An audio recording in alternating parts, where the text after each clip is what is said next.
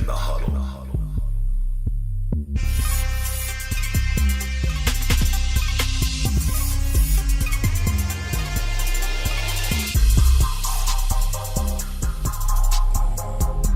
Yo. Hey, back at it again. Season 1. Episode 4. I tell you what, Steve. Let me tell you right now. I am in the gym. I've hired me a coach. And I am working on my leg game so I can go play kicker in the NFL. That's where I'm at. That's where I'm at currently. Just letting you know right now. Here's what I know. Yeah. Maybe I can't get you a 63-yarder like a Gano at the buzzer for a win. You're Sorry, Giants. Giants. Hmm? What I do know is I'm pretty sure I can be consistent enough to not miss any freaking extra points. Yeah. Lord have mercy. The extra point action this week. Horrendous. Man, all year. Forget this week, man. The kicking game this whole entire year. Man, throw all the kickers away almost. Man. Yeah. I've talked about it before. I don't want to talk about it anymore. But, I mean, we'll get into it in some of these games, man, and some of these misses. Yeah, these kickers, though. But beyond all that, good weekend for you, sir? All right, not too bad, not too shabby? Got to watch a lot of football. No, okay. My schedule is starting to ease back into that regular where I can partake into the college and pro game. Okay. We'll say this for those. I caught the UFC 229. Oh man! I'll tell you what. A lot of chatter.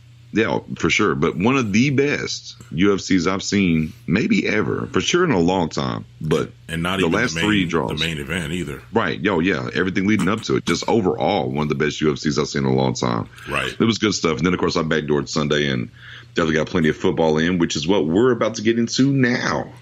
First down. Let's hit them. So let's go ahead and start with the 300 yards in a cloud of dust. Broncos lose to the Jets in New Jersey, 34-16. Mm-hmm. Yeah. And the two-headed monster, I guess, because, you go through and it's like, oh, pal, 20 carries, 99 yards at a 5 clip. Decent, pretty decent. And then all of a sudden you see Isaiah Crowell, 15 carries, 219 yards and a touchdown, averaging 14.6 a carry. Yeah. Yeah. They hit the bonus on the scratch off for rushing yards over there in the New York Jets. They got the 99 out of Bilal, and then here comes Isaiah. Yeah, man.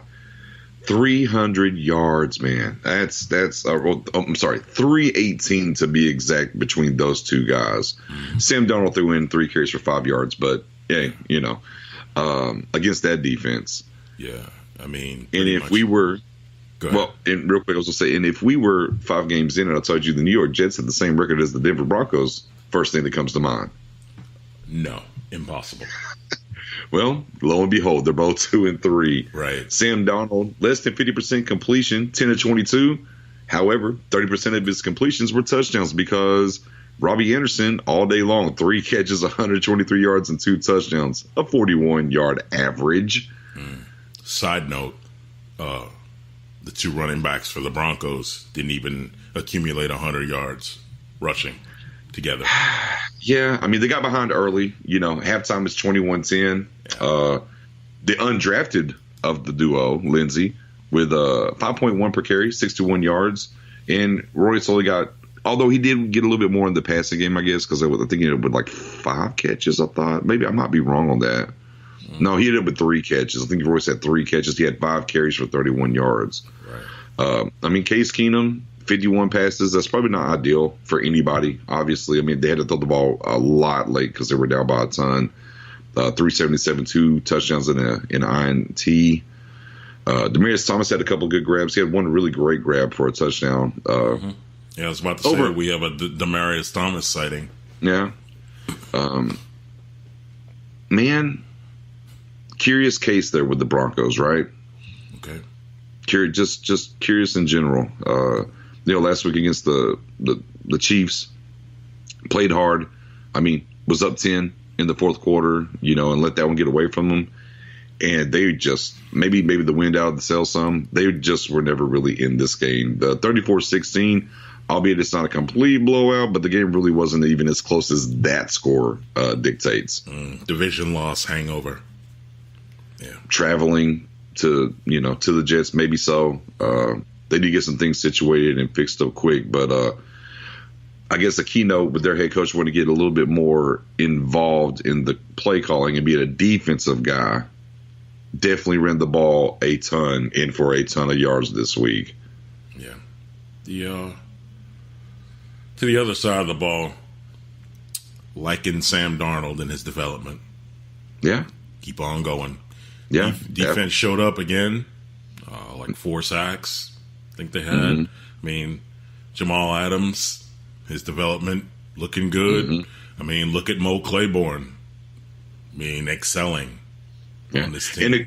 And of course, the biggest thing, even when he was in Dallas, it wasn't the talent, it was just the availability. He was always nicked up here and there. Right. And, kind of catching his stride and maybe being a little bit more healthy. Yeah, having a little chance to recover from some injuries. Right, for sure, for him. Yeah. Definitely also, like you said, with the two-headed monster that the Denver has, only ended up with 92 yards rushing off of 17 carries. So limiting them to under 100, albeit some of that because the score got away from them. Definitely a big key for them. Yeah, man, Broncos got to kind of figure some things out coaching-wise, I think, and schematically what they really want to do and what they want to be about. Man, if you rush for 300 yards every week, you're probably going to win, though. Man, I know there was oxygen tanks on the sideline for the Broncos. Oh, man, had to be. I mean, you got 300 yards on them rushing between two guys. I mean, that was like 300-yard rushes in one game. I mean, it's hard enough to contain one guy a lot of the time. Indeed. And also, like you said, with a Darnold progression getting the win, that's going to be a running theme this week here in week 5. Yeah. As we go through all the rookies, albeit Lamar Jackson, who doesn't start, got to win this week. So we'll get into that somewhat as we go through these. Now let's get on to Packers-Lions. And there is smoke in the city of Green Bay. Yeah, I didn't catch too much of this. I saw a lot of the social media stuff as I was going, scrolling by, the horror in Packers fans' tone, if you will, while they were posting. Yeah, it wasn't good. I mean, if I gave you this stat, let me throw the stat line out at you. All right. And you didn't know the score, right? So Green Bay at Detroit. And I'll tell you, Matt Stafford was 14-26, 183, 2 touchdowns. Who do you think wins that game? I'm thinking Aaron Rodgers is going to throw more yardage and the Green Bay Packers win it. Right. Especially with the running issues Detroit's had so far this season. However, with that being said, Detroit gets up early, 24-0 at the half. They hold on late, 31-23. I mean, LeGarrette Blount getting healthier. Yeah, definitely give him the red zone or the goal line threat of able to punch it in. Not a ton of yards for him, but got 2 touchdowns punched in. They're kind of finding somebody though at Johnson. Johnson for them and running the ball, 12 carries, 70 yards, and the previous week did pretty well. So they might find something there, and then let LeGarrette Blount be that hammer. Yeah, to stick it in there for him. Yeah, and a half step back to LeGarrette Blount. Boy, I know some champions that probably miss him right about now. Well, they just got to remember they are champions, but we'll get there too. We will. Again, the 400 is the new 300. A-Rod does put up 400. 2 fumbles, obviously, was a problem. Packers just came out flat. I mean, I actually watched this game. Packers were just flat. I mean, we didn't even get to the kicker issue with Mason Crosby going 1 for 5. Yeah. Some of the horror that I saw on social media. Yeah. And the horror on my fantasy football team. At one point, he missed his first 4. I was -4. Yeah. I was like, oh my gosh! And finally, he hit 1. Yeah, he finally hit. 1 field goal late. Yeah, and just kept running him out there. But, I mean, A-Rod's stat line is going to look pretty clean. 35-52 for 442 and 3 touchdowns. Like I said, the 2 fumbles were key. No doubt. And I think, side note, isn't Mason Crosby like the franchise leading scorer? Like, I believe so. Yeah, like, but you know what? It ain't just this game. He's missed extra points this year already. He's missed some field goals already this year. So it's been an ongoing thing, even though they've came out and we saw A-Rod, have his head on his head and pat him, and it's fine. And Mike McCarthy said that they're sticking with him and whatnot, and we'll see what happens there. But beyond the kicker situation, just, man, A-Rod in the offseason kind of wanted Jordy around. They didn't do it. And, they got rid of his quarterback's coach, and they didn't really talk to him about it. And, A-Rod's getting a little squeaky. It's not the first time. Me and you have had this conversation now, I think, for about 3 years running. And I think me and you both have, in our conversations, we're always like, there's just something that seems aloof between McCarthy and Rodgers. Yeah. And we're not the only ones that feel that way. I mean, shout out to Marcus Wilson in our group. And, resident Packers fan, also Frederick White. I mean, Fred, is a diehard Packers fan as well. Just definitely the discussions that you and I have had between us two, you and Marcus, me and Marcus, there is something. And I think maybe I don't even want to get into like what we already know, but there's something off. Why is the organization addressing it? Number one. Number two, excuse me. It seems more like they're doing everything to make the coach happy as opposed to the star franchise quarterback happy. I mean, I think we were talking a little bit earlier, like them getting rid of Jordy Nelson. Like, right. And the term that, we like to use, a generational talent. Yeah, definitely that generational talent. Just I don't know what's going on there. And I mean, realistically, if there isn't I'm going to try to use an analogy here, of some sort. Like, if there isn't, with this particular generational talent, if you don't have the break glass in case of emergency button that you can hit with A-Rod in the third and the fourth quarter, is the coach really there still? Yeah, that's a fair question. And even to dive deeper and piggyback off of what you were talking about as far as making him comfortable. Yeah. Well, what's the defense? So let's get rid of Don Capers. Well, maybe some of the talent. So let's get rid of Ted Thompson. Yeah. So, you're kind of removing all the exterior things while he's still here. It's 2-2-1 behind the Bears currently. Definitely something to keep an eye on. A little smoke there. Time to panic. It's getting close. Not yet. Because you did beat the Bears, okay? And as we've talked, and especially you, about these ties are going to come back and really hurt some people. They have one of those. But, we've seen a disconnect before in Green Bay, and then magically they kind of get on a run, or they do just enough to kind of quelch it.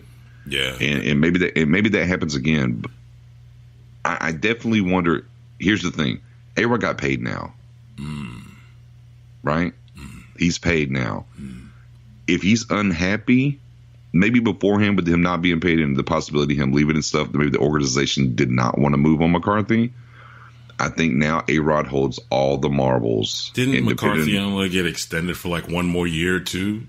Isn't that what the case is? 1 or 2, something like that. Look that up. I think it's like one more year that extended. Like last year, they extended him like one more year. However, I think now with A-Rod comfortably positioned with his contract, depending on the way the rest of the season goes, I think he can walk in and be like, "Hey, I'm 34. I've broke some stuff. I need something else here." And I think that happens. I think he has that clout now. Not that he didn't have the clout before. I think he wanted to take care of his money, if you will.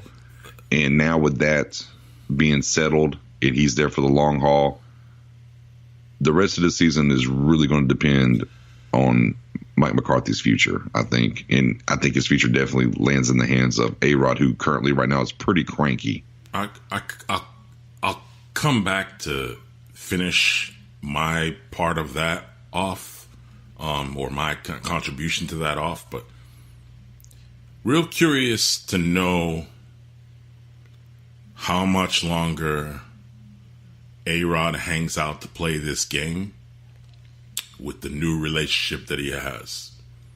How fast that accelerates. Will she want children? Yeah. Him coming up in age, and he's got plenty of loot put away. The discount double check money, the Pizza Hut money, and the new contract. But that's another day. I'm just saying. I'm curious to know how long before. Hey, man, all it takes is one of them to show up, and you hold them in your arms, and you go, man. I got you there. Right. But I'm saying that leads me back to this. I don't know. Let's go all the way back to the catch. How many years ago was that? 3 years ago? Yeah. Right.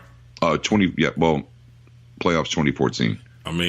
How long does the fan base and A-Rod and management deal with all the we almost before they pull the ripcord?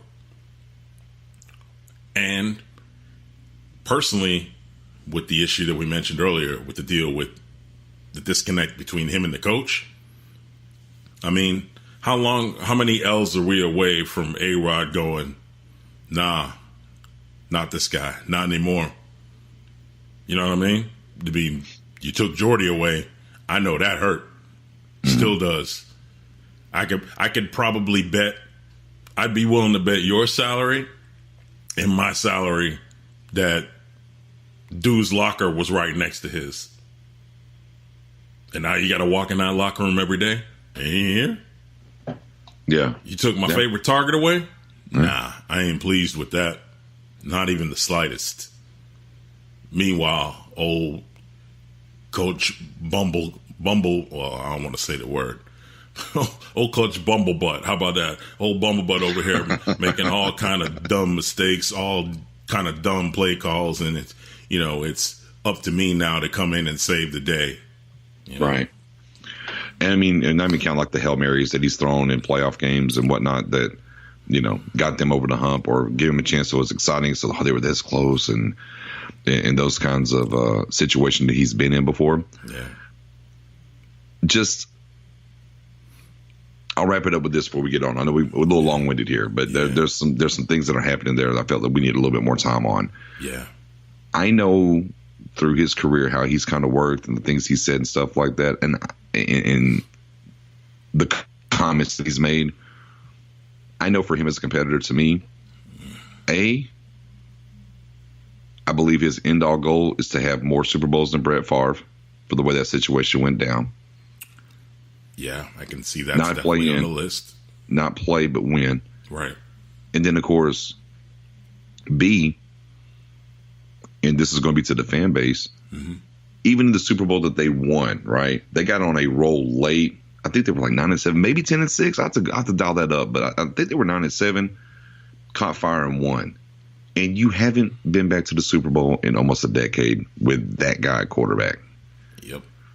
It's definitely getting to the point where something has to give. And the last 3 seasons with is he healthy? Is he going to? Is he not? Right. And it's not even like it's his fault. Like, dude's taking hits. O-line ain't doing what they're supposed to do on one side of the line or the other, and now this dude's rushing himself to come back to try to help y'all get through the playoffs and maybe make a run at it. And nope, no dice. Indeed. Yeah. Well, let's get on over to Carolina. Yeah. Giants at the Panthers in a barn burner. 33-31. Sam Gano with all the issues the kicker. And here's the thing: as a Giants fan, I have to believe this. With all the things that we've seen from kickers so far through the first 5 weeks, they run this guy out there for a 63-yard field goal, and you're like, okay, no way. And boom, he nails it. And not one 60-yard field goal you lose on, but last year against the Eagles, a 61-yarder. 61-yarder. Oh my goodness. Oh my goodness. And then you play the what if game. I get it. We're going to talk about the refs some and some of the calls in the NFL even saying, hey, we got it wrong. Mm-hmm. But Odell, can't let the ball go off your leg there. Tried to do a little too much on that play, but instant touchdown, instant touchdown. Now, I mean, obviously he did a lot of things to help win, including throwing a touchdown pass from 57 yards to Saquon. That was a pretty sweet. But hey, I mean, Eli 326. I mean, Eli's going to give you some candy. He had a couple of interceptions, but 2 touchdowns as well.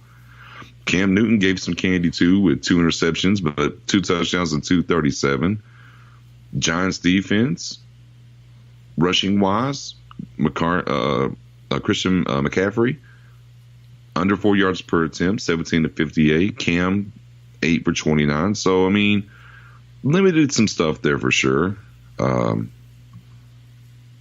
Saquon, only at 3.2, 15 for 48. But Odell with a big splash, 131 yards off of 8 catches and a touchdown. Just couldn't quite get it finished. Just couldn't quite, so close yet. Here the Giants are sitting at 1-4. Carolina now 3-1. Yeah. Let me see. I have so much to say,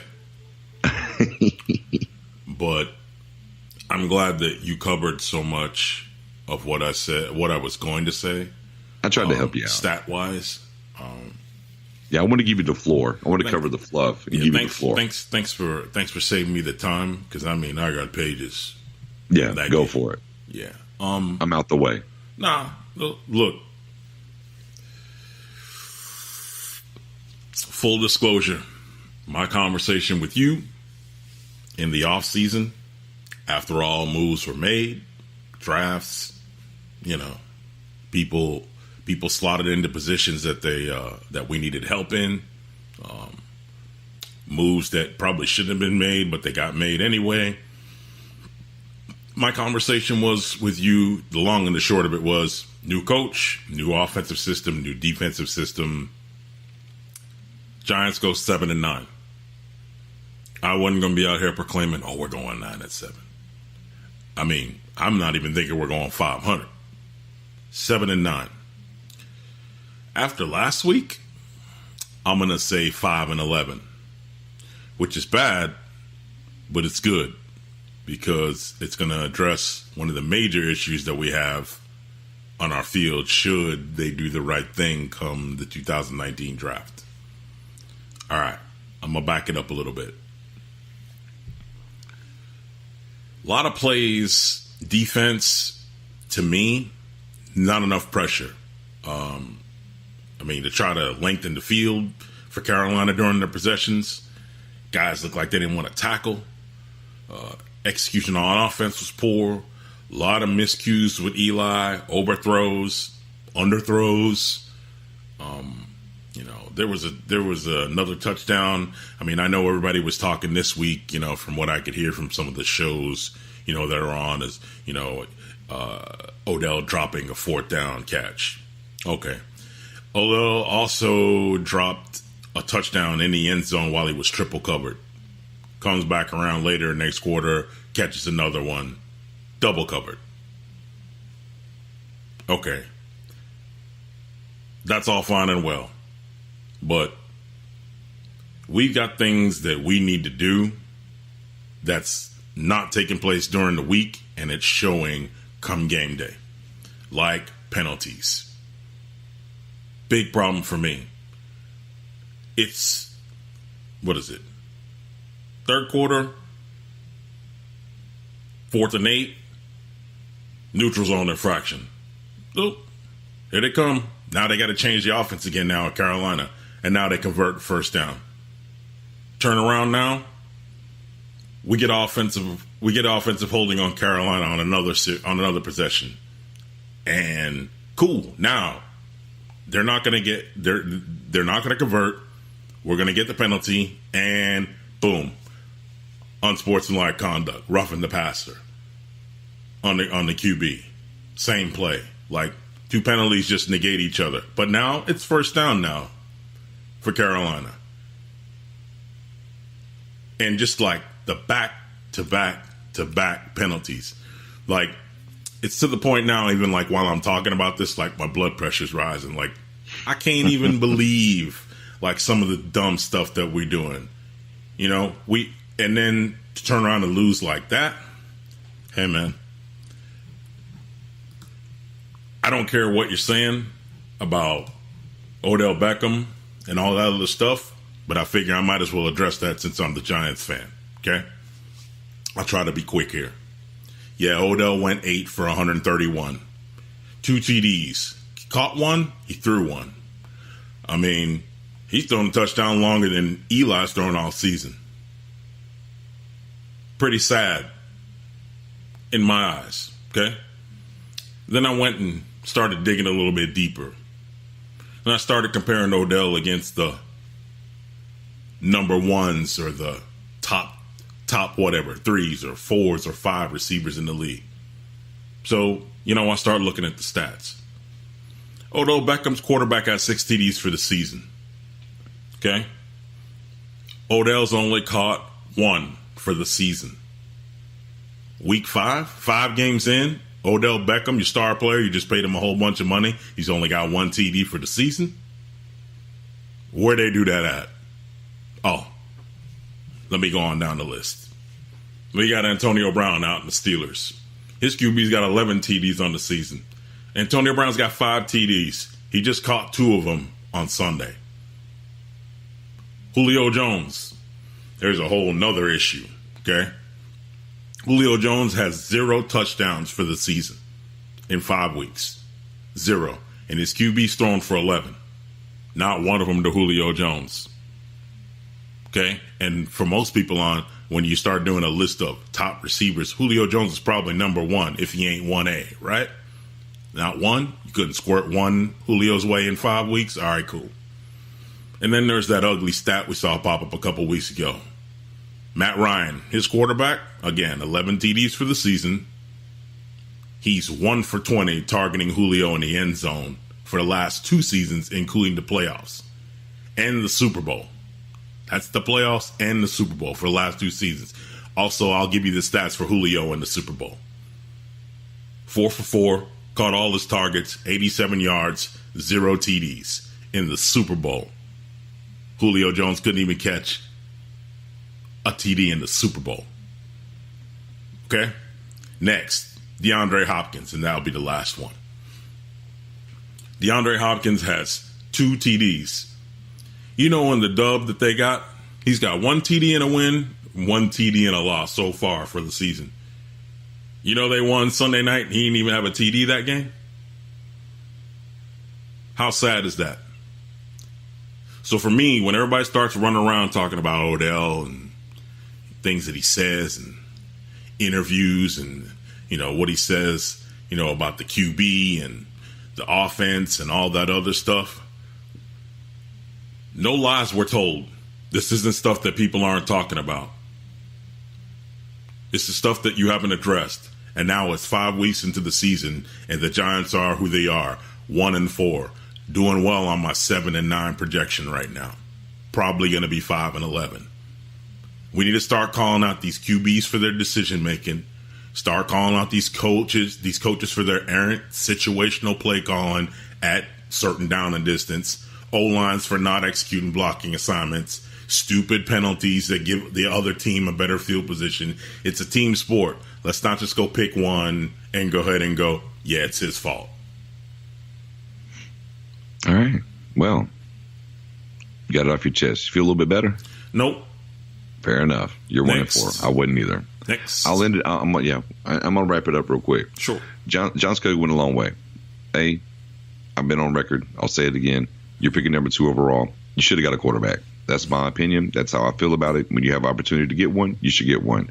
2, if as you say, top down said we need to do what's best for Eli, then your pick should have been Nelson Cruz and not Saquon Barkley. Maybe. That's my opinion on that as well. Maybe. Also, as it comes to Odell, you're right. What he said isn't wrong. The problem is you got to keep that in-house. You can't let that truth be told outside. Sure. It doesn't matter if we talk about it or ESPN talks about it or any sports blog group or anything else is talking about it. You can't say that outside the building. You can say it to Eli's face all day long. You can't say it outside the building. However, Eli went to the team, did what he's supposed to do. We saw the maturing of him, even Odell. if you will. Yeah. And Odell kind of went through and did what he needed to do. And he should have been played, albeit, okay, he dropped the ball on fourth and the punt. But either way, winning cures all. They get a chance Thursday night, and we'll see from there. Now, these old pesky Bills. Titans at Bills. Titans at Bills, and the Bills get the win with the late field goal, 12-13. This game here, man, I was in shock. Yeah, it was ugly. It was an ugly game in general. I was in shock. Yeah. I mean, Mariota went up for me. Mariota 129 with the interception, 14-26. Henry actually was running the ball pretty well. Not really sure why he didn't get more carries. I mean, Henry 11 carries for 56 yards, averaging 5.1. They gave the ball to DJ Lewis a little bit more, who only had 34 yards on 12 carries. It's funny because some of the things I'm seeing now is, well, the Titans have a problem at wide receiver.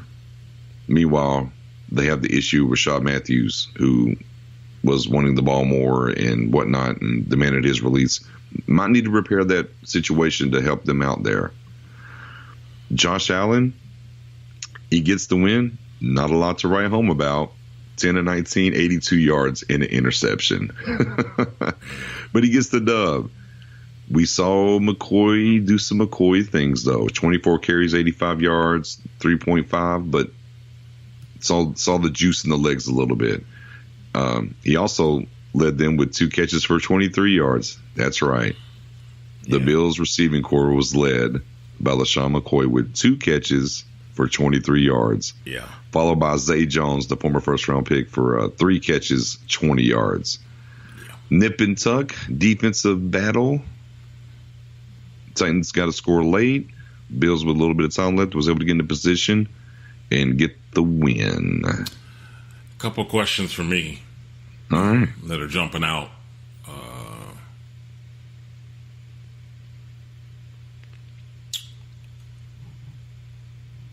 Why can't we get Derrick Henry the ball more?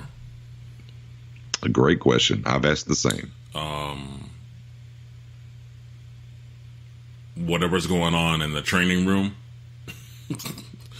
man, we got to fix that because this offensive line is hurting. And it's going to wind up getting your QB hurt or Derrick Henry hurt. Hey, I mean, at the end of the day, Mariota has been hurt. Blaine Gabbert came in, started the game. He got hurt too. So, yeah, I mean, for sure, the quarterbacks have been nicked up, no doubt. And I can't recall who got injured. I don't know if it was Taylor Lewan or somebody, but somebody else is hurt on that offensive line again. Like, this is like going back to the days. Remember when Coughlin was with the Giants and like we had like an infirmary of full like half of the roster in the damn training room every week. Yeah. That's what it's starting to look like. Tough over there for them, but nobody circles the wagons It's like the Buffalo Bills. I mean, they go to Minnesota, get a surprising victory. Obviously, they laid an egg against Green Bay. They come home against the Titans and just win a super duper ugly defensive battle. Titans are now at 3-2, and Bills are now at 2-3, and we'll see what goes forward for them. Right. Now on to Pittsburgh and Falcons at Steelers, and it was ugly for the Falcons. They take a L, 41-17. You know, sometimes you get Matt Ryan outside that dome, and you know things just don't happen very well. 26-38 for 285 and a touchdown. Get this. It was so bad so late. Oh, Cotton Schaub. Matt Schaub got to play a little bit. The return of Devontae Freeman was 8 carries for 32 yards. They were led by Austin Hooper, the tight end, with 9 catches for 77 yards. We knew they had defensive problems. The crazy thing was this game was close at halftime. Yeah, it was 13. They got like 3 rookies in their secondary right now. But 13-10 at halftime, and apparently they just did not make the proper adjustments as they got outscored 28-7 in the second half. And for all the throwing, Julio Jones, no touchdown. Calvin Ridley, no touchdown. Austin Cooper, no touchdown. Mohamed Sanu got one. Yeah. He broke one. I think it was like a 43-yarder. Mm-hmm. But, yeah, it was just wasn't good for them. James Conner got back on track with 21 carries for 110 yards and 2 TDs. Also added 4 catches for 75 yards. So Conner with a nice bounce-back game for him. Mm-hmm. T.J. Watt was insane with 3 more sacks. He was just all over the place. Yeah. Definitely disrupting Matt Ryan and what was going on there. Antonio Brown got him some catches though. Yeah, 100 yards. Got him a couple of. I seen him and old Ben smiling. Look, they wanted to do kissy face off them touchdowns. Oh yeah. Well, you said Wi-Fi connection. Sometimes it's strong. Yeah. Sometimes we're not always so much. Connected. Right. So, who knew? Also, just want to point out for Chris Boswell, he did miss an extra point. Just throwing it out there. This is a running theme. It ain't. Apparently, it's never going to stop. I don't even know what to say. It's a running theme. We'll have something to say here in a little bit. Keep on going. Indeed. But Steelers get to 2-2-1. One more game, and then they get the bye week, and Bell comes back, and we see if it's a trade situation or they're going to play him. And also, I think they're tied with the Browns and the Packers. But yeah, neither here nor there. It's time to stick a fork in the Falcons, sir. They're 1-4. Is that time to panic or? Oh no, you can panic. Or is it regroup? No, you can panic all you want to. Here's what they should have did. They should have went and signed Reed before the Panthers did. But that's neither here nor there either. That defense is not getting any better, and it's probably time to start looking at that offensive coordinator in Atlanta and start asking some real questions of him and what's going on. Now, the 1-4 is just going to be ugly, period, right? What else is there to say? But against what the Steelers defense has been able to do so far this season, to put up that effort offensively, man, that's, if they lose this game 41-40, okay, 41-34, something along those lines, sure. You're 13-10 at the half, and the second half just completely got away from them. But, yeah, Falcons fans, panic, run around in circles, light your hair on fire. It's a wrap for them in that division this year. And I'll probably go ahead and say it's going to be a wrap for them as far as the wild card as well, because that defense is not getting any better. So sad. Man, hey, yeah, you look at what Carolina's doing and what the Saints are doing. They're not climbing out of that hole. Not in my opinion. And they've already taken the L to the Saints in there too. So yeah, something catastrophic's got to happen in the NFC South for the Falcons to get bailed out.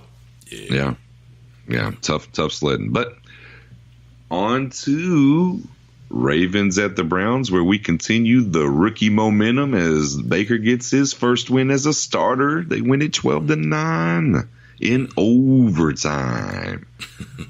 Overtime. Yeah, old Joey Flacco.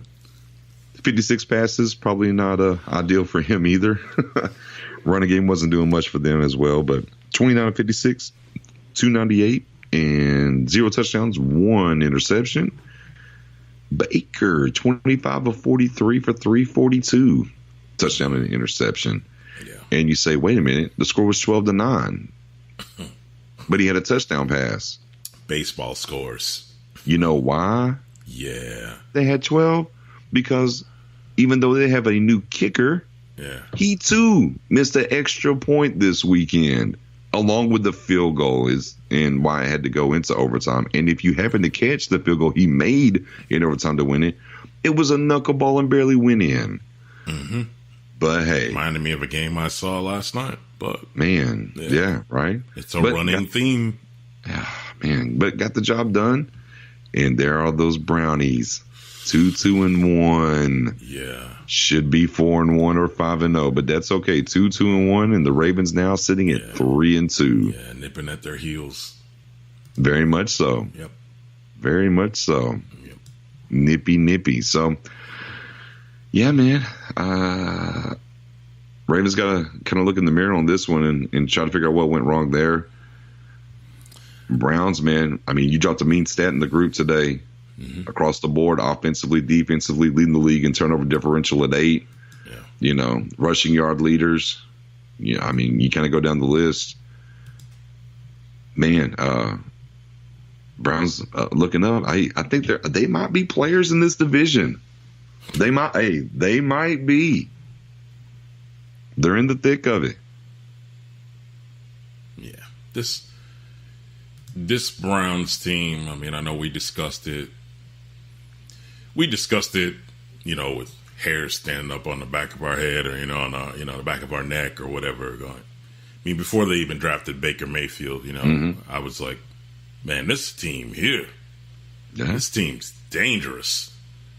And, the 4-1, really, I mean, these guys, heck, man, you could probably make an argument they should probably be undefeated, but, man, it's a new day. It's a new day in Cleveland. Hey, it's just what it is. Like, I mean, when I said in the preseason and we were talking about stuff like that, and I'm like, man, people's going to be surprised by them. Hey, man, the Ravens or the Steelers, possibly both, might be on the outside looking in come playoff time with the way this Browns team's playing. Yeah. I mean, I'll put an asterisk by the Steelers just depending on what happens with Bell.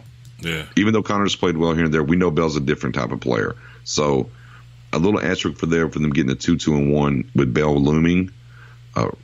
Ravens, as we always talk about, which Joey Flacco you going to get? Right. They definitely need a little bit better running game for sure because that didn't help them. But yeah, man, Browns are definitely staking their claim, and they're not going to be an easy out for anybody that they play. Period. And that's a definitely changing of the guard. But speaking of it, saying in that division, Dolphins and Bengals. Yeah. Wasn't it just a couple weeks ago? Man. Dolphins were like 3-0, going to New England. Hurt my heart, man. Had a chance to really put their foot in the ground and take a firm grasp of the AFC East, and they laid the egg. Hurt my heart, man. So then they had to go to Cincinnati. And guess what? They're up 14-0 at the half. Sheesh. I'm like, okay, a little bounce back. Yeah. Hey, they're up 17-3 going into the fourth quarter. Yeah. And dear Lord, the Bengals dropped 24 on them in the fourth quarter and win the game 27-17 to get to 4-1. Yeah. I don't even know. I'm not going to say I don't even know how. Man, in this league, you can't take your foot off of people's necks when you got it there. You just can't. Yeah, I mean, Ron Tannehill, another lackluster performance. Last week he had 110 yards passing. This week, 20 of 35 for 185, a touchdown and 2 picks. And I'm pretty sure he threw. And all the resident Dolphins fans I know, whether they're friends of mine or long-distance friends, know I don't like that guy. Man, well, he was a wide receiver in college, for what it's worth. Yeah. And they could have easily just waited and took Russell Wilson. But that's neither here nor there. Yeah. They spent the overall pick on him. I mean, he threw an interception off like his own offensive lineman's helmet. We saw that like 2 times this weekend. Yep. I'm not sure what they're doing with the running game. I mean, hey, Frank Gore's Frank Gore, right? Yeah. Does Frank Gore need to get more or double the carries that Kenyon Drake's getting right now? But no. I mean, Frank Gore had 12 carries for 63 yards, over 5 a carry. But I mean, Kenyon Drake had 6 carries for 46, over 7 a carry. Yeah. And then also Drake, I was gonna say, and also Drake led him in receiving with 7 catches for 69 yards and a touchdown. Right. Him though, see, this is something that I told other Dolphins fans in there. Like, Kenyon Drake, can Kenyon Drake touch the ball 20 times for you, 20 to 25 times, and rush the ball over 100 yards? Yes, he can. Can Kenyon Drake do that? But can Kenyon Drake do that and then turn around and give you another 50 to 75 on catches? Yes, he can. Can he return kicks for you? Yes, he can. He'll return them all the way to the house for you if that's what you want. That's not me bragging on the fact that dude's from Bama. That's just what I saw when he played.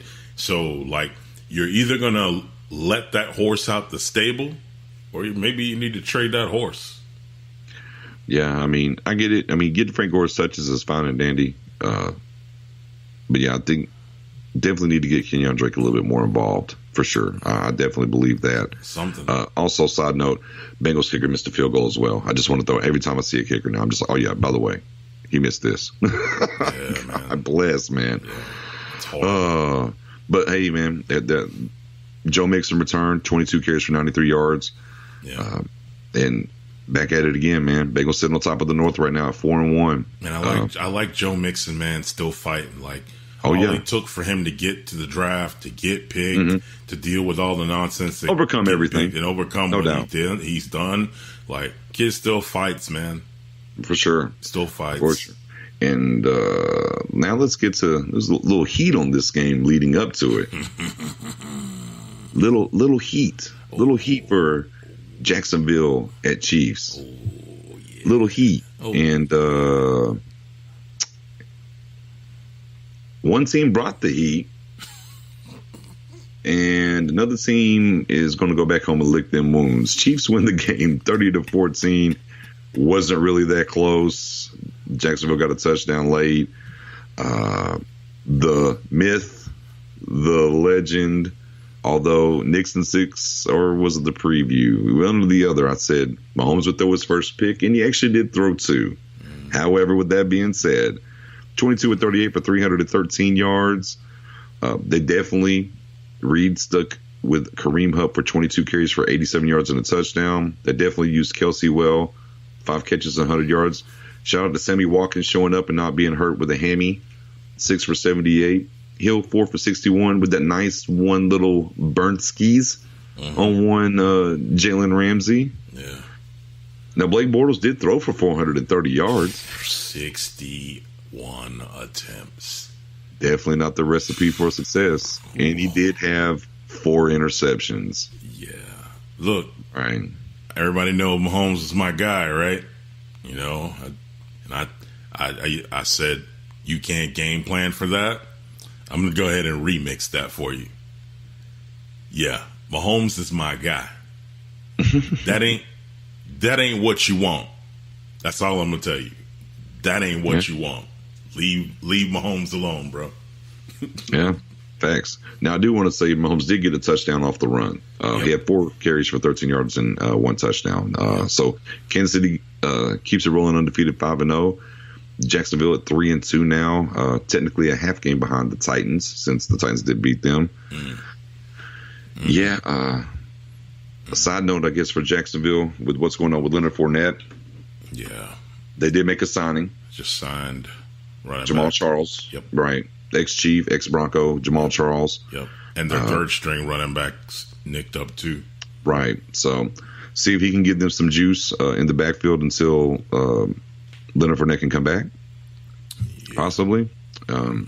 Also, side note for Tyreek Hill, he did have 2 carries for 26 yards. So everybody kind of got involved. Orchestrated very well. Mahomes, Reed had a great game plan. Mahomes, though, this ain't what you want. Yeah, well, do a couple picks though. Little chink, nah.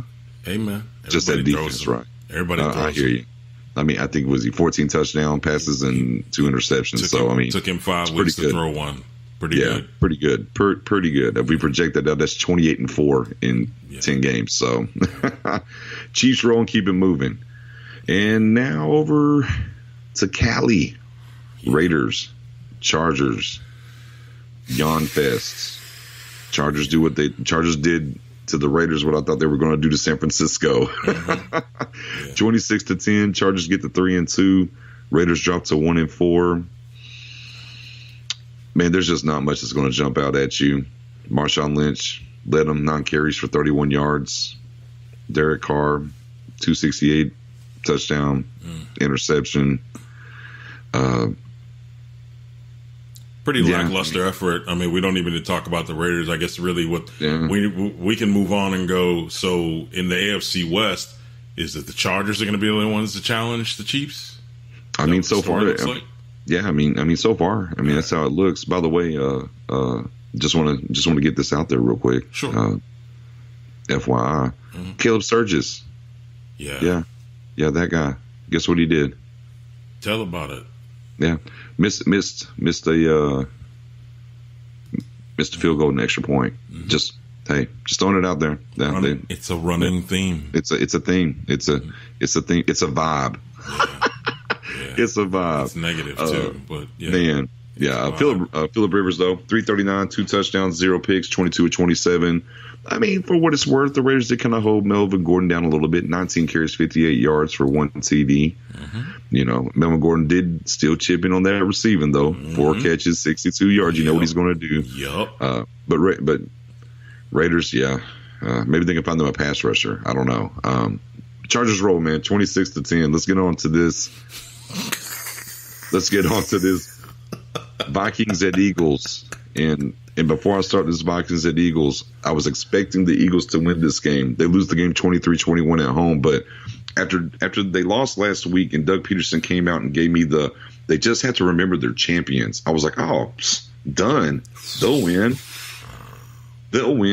Your starting quarterback's not a champion. One of your running backs ain't champion. You got rid of Vinny Curry and you brought over LeGarrette Blount, who's been a multiple champion. He's not there anymore, and these guys ain't all champions. But hey, run with that mantra. That's fine.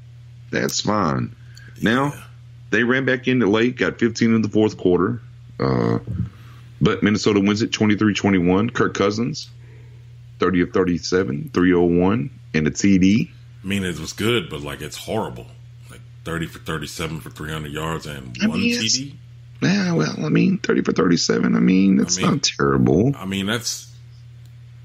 Sir, take the yardage. Take the yardage away. That's game management territory all day. Sir, he was. Dan Bailey missed 2 field goals. You guys remember that? Oh gosh, you have to remember that. So he was 3 of 5. Okay. This is that poop on the Eagles defense that you got going on. Gotcha. That's not poop on the defense. I'm just saying not the Eagles defense itself. You're defending. You're defending the Vikings. Is what I meant. Sorry. Let me clarify. Carson Wentz 24-35 for 311, 2 touchdowns. Rushing game was not good. Carson Wentz should still be sitting. I know what we said last week. Oh, yeah. But Carson Wentz should still be sitting down, taking care of himself. Zach Ertz, the only guy with more than 5 catches for 110 yards and a touchdown. He had 10 catches, actually. Right. But in that particular situation, too, Carson Wentz comes back from ACL. Jay Ajayi's out. He's on IR now for his ACL. Truth be told, Carson Wentz damn near matched Ajayi for yardage on rushing on this game. Yeah. Same thing with the other running back, Smallwood. But hey, look, man, this roster, man. Yeah. Tough sledding. Adam Thielen, 7 catches, 116 yards for a touchdown. Stephon Diggs, 10 catches for 91 yards. Secondary's got issues. We know that coming in. Jalen Mills, I've had a couple of Eagles fans out here torching Jalen Mills. You hear me? Yeah. And are not happy. And it doesn't take long for Philly fans to get irritated. I don't care if they did just win the Super Bowl. I've seen some. Oh, no. But they don't play. Yeah, Vikings 23-21. Minnesota gets to that magical what everybody has 2-2-1. Yeah. And Eagles sub 500 2-3 now. Yeah. Also, who was it? Is it Brandon Graham? I could be wrong on that. I can't remember right now. But somebody just restructured their deal. Fletcher Cox. Yeah, just restructured their deal, and that gives them a lot of cap space this year and next year. I'm guessing they're going to try to make a move for a running back.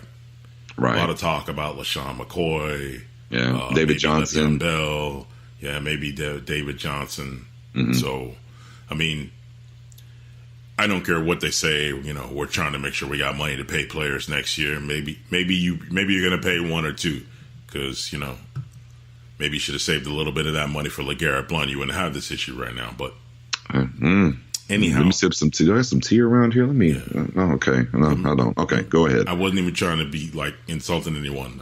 I really was just saying maybe you should have saved some. But anyhow,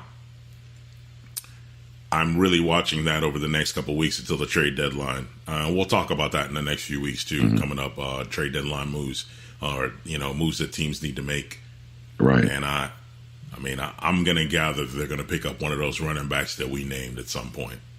Well, I mean, I'll even make it a little bit more of a spearhead then. If they don't go make a move for a running back, this team will not make the playoffs. Well, Smallwood moves you? No. What I was going to say was that that's Josh not that Adams hard. moves No, you? it's just not that hard to guess. I mean, like they don't have that. They're done. They're toast. And I mean, and look, Alshon just came back. Alshon Jeffrey just came back, and he didn't even grab a touchdown. Yeah. I mean, he got one last week. But, yeah, this week, I mean, it's just one of those things. I think, but 2 catches, like 39 yards. I think Alshon had some of them around there. Yeah, 3 or 4 maybe, but still. Let me see. It was, 2 for 39. That's where he was at. Yeah. I mean, Smallwood gives you something in the receiving game. 3 for 44. You got a touchdown. Smallwood looked good while he was out there in that game. Yeah. But, like, that's not the answer. We know that. Yeah, no, he's not a bell cow. No, we know he's that. not that. Clement either, and neither is Sproles. So, yeah, I mean, they're going to have to make a move. So I don't know what that move is. Le'Veon, LaShawn, or David Johnson. One of those three. We'll look for them to pop up on the radar. I mean, Les Gruden gets cocky again and decides, I'm going to cut. I'm going to go ahead and cut beast mode. Yeah. I don't think that's going to happen. I think if the Bills are in complete rebuild mode, maybe they take a look at maybe moving McCoy, depending on what they can get. I just don't know if the Eagles are going to give up the ammo that it's going to take to get Le'Veon. But I mean, neither here nor there. That's a different conversation. Either way, they can rent maybe them for the season. Yeah, that's true. It just depends on what they got to give up. But yeah, Eagles definitely going to address that. And I mean, let me touch that a little bit longer before we go on. Not a problem. Jay Ajayi coming out into the draft. Mm-hmm. The knock was what? His knee. And how long he was actually going to be able to play in the league, right? That's why he didn't go in the top 3 rounds, all right? Dolphins did trade him. Some of that was some of the things going on behind the scenes, but on the same token, they knew the medical history as well. And, hey, whenever he got to Philly, he wasn't able to play right away full tilt, right, because of some of the things he was dealing with. Right. All right. So now you go through, you win the Super Bowl, you drink the champagne, everything's good. You're doing the media tours and the whole 9. That's fine. It's time to get back to business, though. You decide to let LeGarrette Blount walk out the door, which is okay, cool. That's what you want to do. You had to know as an organization that you couldn't put it all on Jay Ajayi, that you needed to do something else. Yeah, but whoa, hold on. Yeah, I ain't saying you got. No, I just want to co-sign you here for just one sentence. Man, if ever there's a running back that you go, that's that dude, yeah, LeGarrette Blount should have never been walked out the door. Right. Never. Now, you had the draft. If you didn't want to do nothing in free agency, that's fine. You had the draft. You could have did something. And you took another tight end at one point. But fair enough. Here's what I'll tell you, and I'm going to throw this out here as a sleeper. Sure. Dallas just cut a guy off the practice squad. And I hate to do this because I'm going to get a reaction out of you that I don't want to hear. Who, Bo? They just released Bo Scarborough. Okay. And they brought back Darius Jackson. You need a guy that can take the load and take some carries in and there, and you don't want to spend a whole lot for him. I could see Philly, hey, Bo, why don't you come on in here and see what we can do for you? And Bo can catch.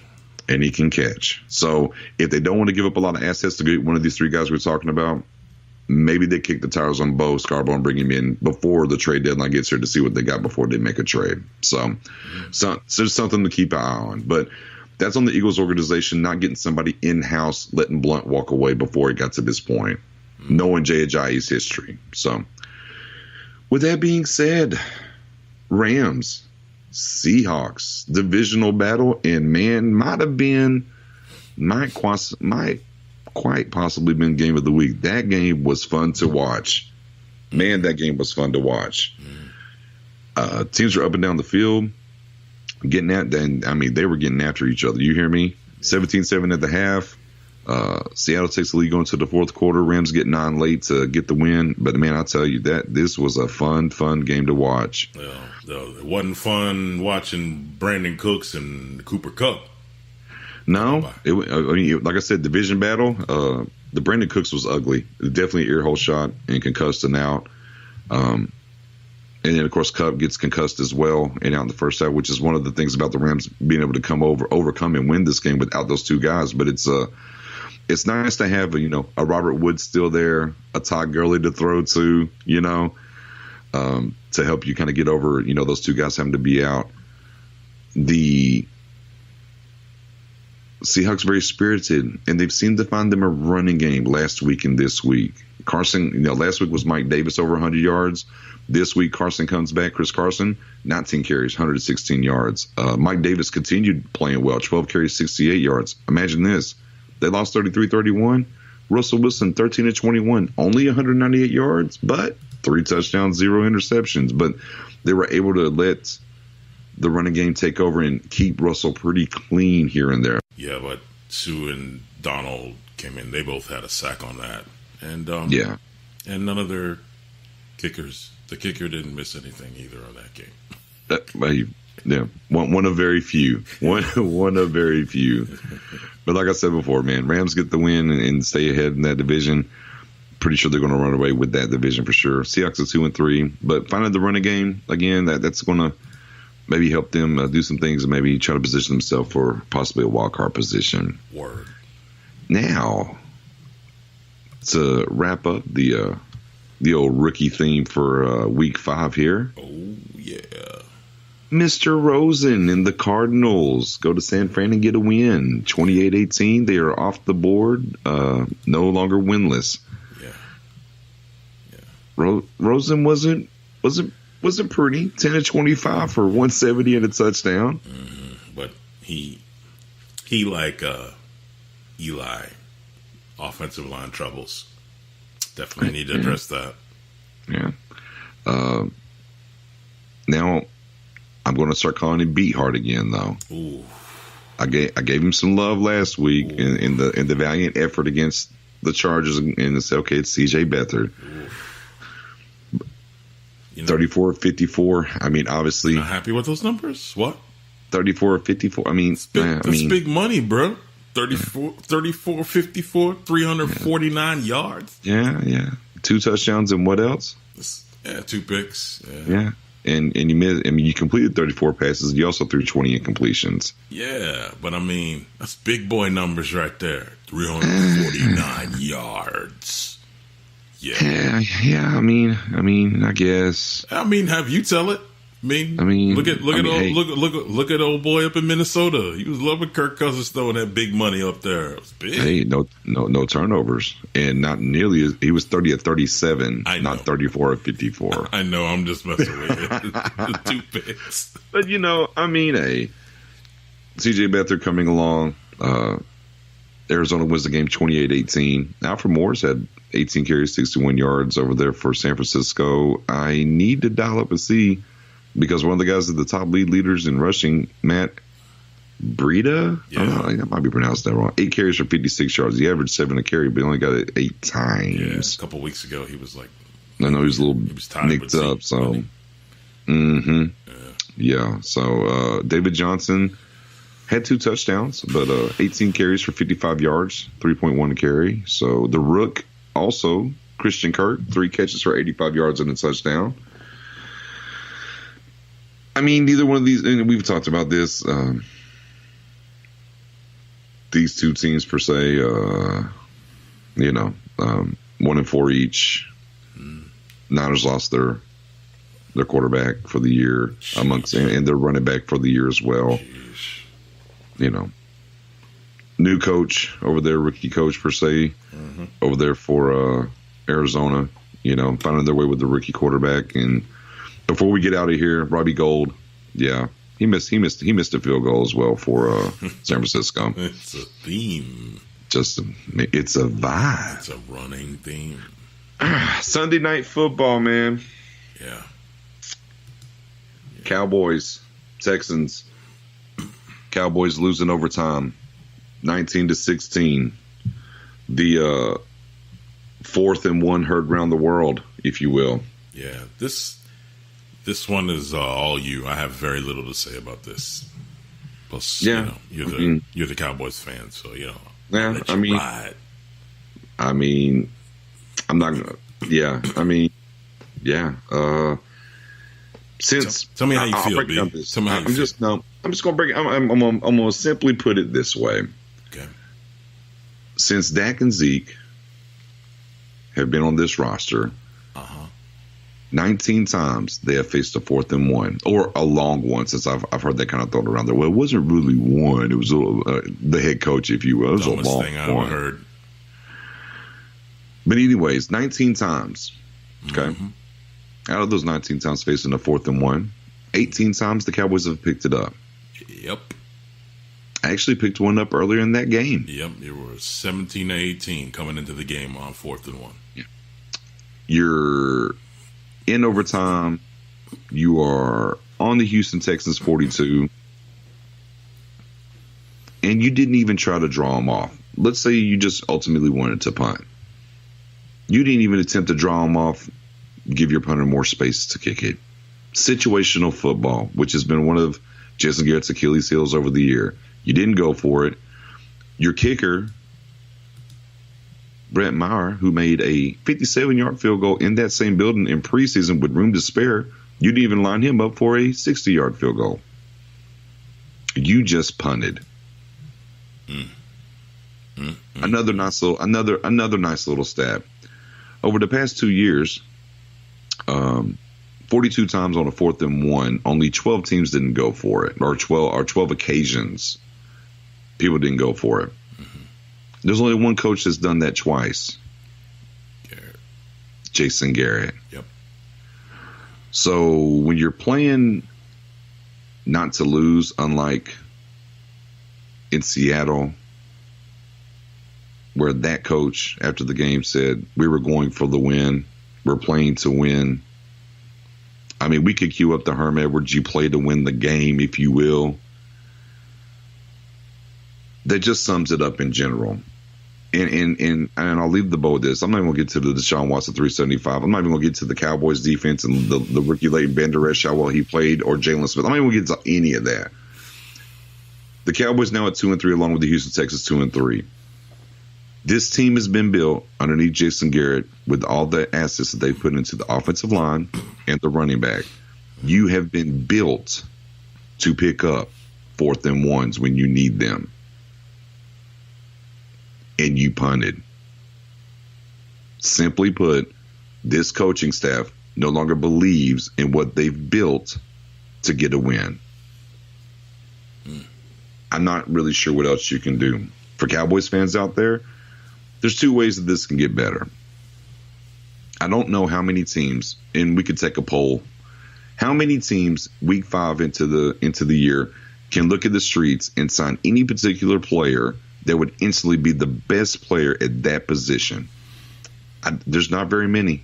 I would tend to tell you 0. However, Le'Veon Bell's the only probably dangling. Right, but yet he's not even a free agent. Yeah, but you got to trade for him. I'm talking about street free agent for him though. Right, but I'm saying street free agent. All you got to do is call his agent and sign him, and he's the best player at whatever respective position. Maybe kicker. I mean, kickers are terrible, right? Maybe there's a kicker out there better than the kicker on the roster, so we'll exclude kicker. I'm thinking soccer players out here probably got a chance to pick up like an extra job. I mean, if they maybe want to so. Audition. But anyways, any player that you sign is not going to be the best player at the position on your team currently. The Cowboys can literally pick up the phone and call Des, who already said he wants to play, and he walks in, immediately becomes the best wide receiver on this roster. I don't even know why he'd do it. I get it. But that's not going to happen. I know that's not going to happen. The only other thing that can kind of correct what's going on currently right now is you change the play caller. And I don't care if it's Jason Garrett calling the plays, or I tell you what, Kellen Moore, who's stuck around this team as backup and whatever he's stuck around as, and now he's the quarterback's coach. And what this organization and this front office and this coaching staff has told us, well, he's just his mind. He has a great NFL mind. He's a future head coach. Granted, physically he was limited and he couldn't get on the field, but oh my God, he's just, such a high football IQ. Well, then give him the playbook and let him call the plays then. I mean, it's just that simple. So this team's built to run the ball. On 4th and 1, we don't run the ball.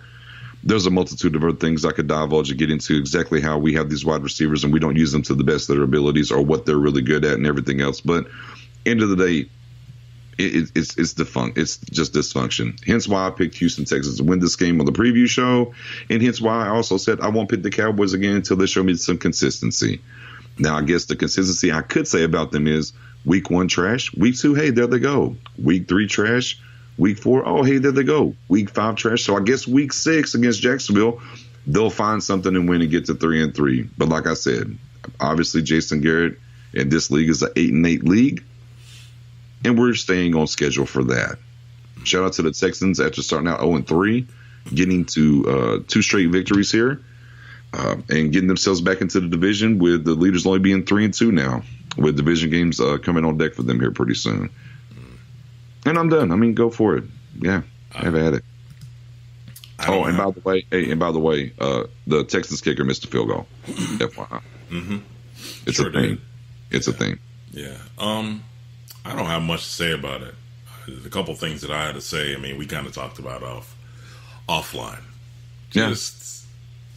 Man, it's just been for so long. We've just been doing the same song and dance when it comes to the coaching staff. Yep. And actually, let me get out of here on this one on the Cowboys. And I don't care really who likes this or doesn't like it, okay? Right.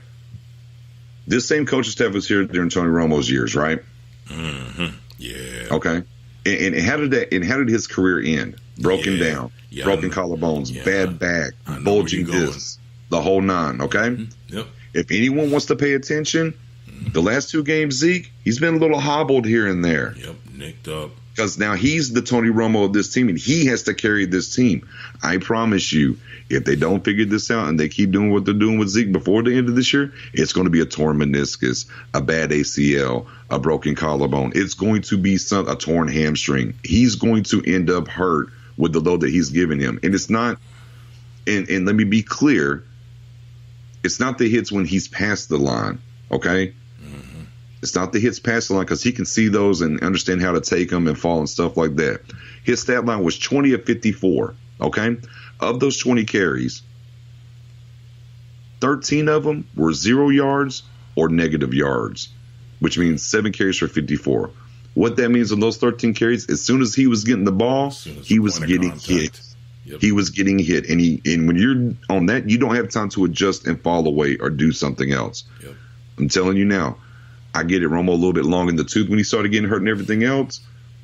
But this overuse of, and I'm on record, I'm saying, hey, Zeke has got to get the ball 25, 30 times a game, no matter how he gets it. Yep. But you can't give him the ball when he's getting smacked right away. He won't make it. In these 20 for 54 type games, he won't make it the year. Yeah. What I say last week, though, on the cast, man, option year come up. What's Zeke thinking about? I love you, Dak, but can't be here. Got to figure something else out. And also something that you brought up, and I'm co-signing as well. Whenever that owner starts, first and foremost, if you lose, as Jerry Jones is, if you lose to the in-state rival, that's definitely a pet peeve for him. It's a no. And number 2, whenever Jerry Jones is starting to give these little one-line answers and certain things about it was time for us to go for it. Oh yeah, things are definitely stirring. Yeah, when Jerry gives you the quick and short instead of the beautiful long-winded quotes that he's known to give the media afterwards in a game, especially a L, man, that's not good news. And indeed. And we know how Jerry is. He's sudden. It's just, here it come. Bye. Boom. Yeah. So I'm good there. My blood pressure's already high enough. So let's get on to this Monday night game, man. And the fruition of one Drew Brees, if you will. Yeah, I could say what a game, but it was more like what a performance. What a performance. Absolutely. Saints win this game going away 43-19. That's right. Awesome. And Drew Brees, as he set the all-time record, 26 of 29, 363, three touchdowns. Efficient. Very much so. Redskins kind of wet the bed here. They're at 2-2 now. Got to kind of look at the coaching, and I'll be brief on this as I can. Hey, all we got to do is go back to our coaches on the hot seat. Yeah, absolutely. But yeah, for sure. The narrative was when Kirk Cousins was there and they never extended him was, well, Kirk Cousins can't beat a team over 500 on the road. I think his record was like something like 4-20. Okay, he's no longer there. Okay, he's gone. So that's not on him. Redskins just shut out the Green Bay Packers 22-0. You had a bye week to get ready to go to New Orleans. And you laid an egg. Very uninspired ball. Didn't look good. Yeah. And to me, I get it. The Saints were going to be a little extra sauce trying to get Brees the record. It was 200 yards. Brees was going to get the record regardless. Yep. That coach didn't have that team ready. Here you were in prime time. Everybody in the NFC least, that's right, NFC least, lost, and you had a chance to get a firm grip on this division at 3-1. Things you should be aware of as a coach going into the game. And just didn't get it done. Yep. Saints moved to 4-1, getting Mark Ingram back. Definitely looked good. Gave Alvin Kamara not completely the night off. Right, not completely the night off, but they were able to dial it back for him some. Let him kind of catch his breath. Football games for you, I can tell you that. No, he wasn't doing that. He had 9 total touches for like 39 yards total, I believe. No touchdowns. Yeah. We did see one maybe emerging guy in that offense in Traquan Smith. Yes. 3 catches, 111 yards, and 2 touchdowns, and he's got some jets if you didn't know. Yeah. He has got some jets. Traquan and Michael Thomas going to be busy over there. Yeah. And now, you got the two-headed monster back at running back, and we know what they did last year, setting the NFL record for the total yards for 2 guys and stuff. So, dangerous. If we had to say the Saints had to survive the 4-game suspension until, Ingram came back, they've done that in flying colors and now sit atop at 4-1 of the division. Yeah. Also, the defense last night for the Saints has been they've pretty much been under fire for the last 6 years or so. Yeah. I mean, ever since they had Rob Bryan there, I mean, they've been under fire, man. I mean, they've made moves to try to bolster that defense, especially in the secondary area, and it just didn't work out for a lot of people. Right. I say that to say this. Shout out to Marcus Davenport. That dude was. Yeah, considered a project, but it's definitely he flashed some last week and started showing some more of that ability this week. Yeah, no doubt. That concludes the games for this week, but that does get us over to what we want to do for this second down, though. Yeah. Second down. And allow us to take some time to heap some praise upon one Drew Brees. Yeah. Just a little bit, right? I mean, at the end of the day, as the story goes, the shoulder injury from San Diego. Torn labrum. Right. 25% chance of playing again. And, of course, the message that he delivered to his sons as soon as he broke the record, you work hard and everything. He's always done things the right way on the field, off the field. He's never been a squeaky gear or cog like maybe a Big Ben has been at times. even this year with the rookie quarterback who returns kicks, and even in the red zone at times, or just in period comes in and gets some carries. You never heard him complain like a Joe Flacco with Lamar Jackson or anybody else. Taysom Hill in there doing some things. Indeed, he is. Remember, they still got Teddy Bridgewater on the bench. Right. Mm-hmm. No issues out of him. Nope. Business as usual. Nope. That's Even what during it his is. contract negotiations last time around. Right. You didn't hear No a problems. word. Saints was doing all the talking. Media doing all the talking. And allow me to say, on top of, now the yardage leader, he's still the leader for all-time completion percentage as well in a career. Yeah. And currently right now he's throwing for 77.9% completion percentage, which is insane that him at this age is highest he's ever been, even though he was 72% last year. Yeah. I mean, also for him, like, a lot of people know you start drafting for your fantasy football league, and Drew Brees is a keeper. Or win or lose, that dude's don't throw him for 300 yards, 400 Hey, I was yards. and actually that's funny you brought that up because I was looking at something today and they were talking about it. He's 100 points away from passing Peyton Manning as the all-time scorer in fantasy football. Damn. So there's a little nugget there since you brought that up. Yeah. Nice. That's for the fantasy guys out there. Yeah. But back to the real deal, Holyfield and this. And let's be clear, with Sean Payton going there and Drew Brees going there, mm-hmm. their history was called Aints. They were known for the paper bags. Okay. Yes. Yeah, you had a little bit of the Bobby Heberts, and some of that going on with Mora, where they kind of got into the playoffs here and there, and then you had a little splash with Aaron Brooks and kind of got to the playoffs there. But for the multitude of the Dick era. Yeah, the Dick era, trading everything for Ricky Williams and putting on the dreads. Yeah, I mean, but the majority of their existence has been the Aints. Right. And Sean Payton and Drew Brees changed that. Yeah. And not only what he's done on the field, but what he's done in that community as well. Yes. Because sometimes that doesn't get highlighted enough. Oh, yeah. I mean, just watching him last night when he cracked that record, man, after it was over. Just watching fans in the stands cry. Right. And like listening to them as the mics hover over the crowd in certain sections, he's the best, man. Mm-hmm. The guy deserves it. Like, those were things that you were hearing if you had your TV up and you could dial into the sound. I'm the kind of guy that likes to listen to stuff like that. Yeah. But, I mean, just the effect he's had on the community. I mean, especially during the hurricanes and afterwards. I mean, and this guy ain't even from here, bro. He ain't even from New Orleans. He ain't from nowhere even near close. That dude's from the other coast. He's from Cali.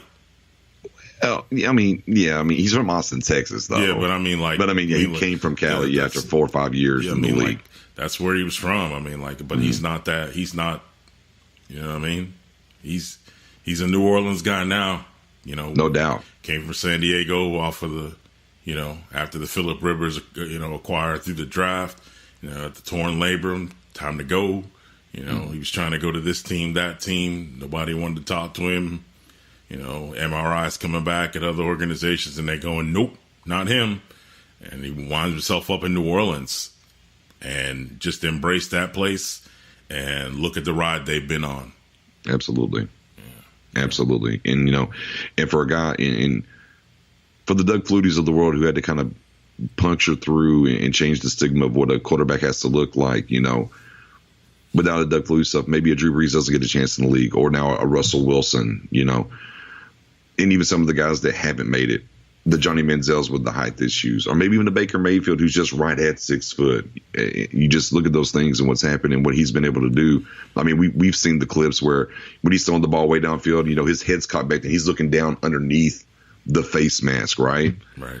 It's just a testament to his work ethic and everything else that he's been through and what he's done. And hey, he didn't come into the league and have a Marshall Faulk by his side, and then Marshall Faulk leaving. Here comes Edgerrin James, and and by the way, Marvin Harris is on this roster. Yeah. He didn't. I mean, you can kind of look up and down the roster. Yeah, he had the Joe Horns of the world, or the Marquise Colstons of the world.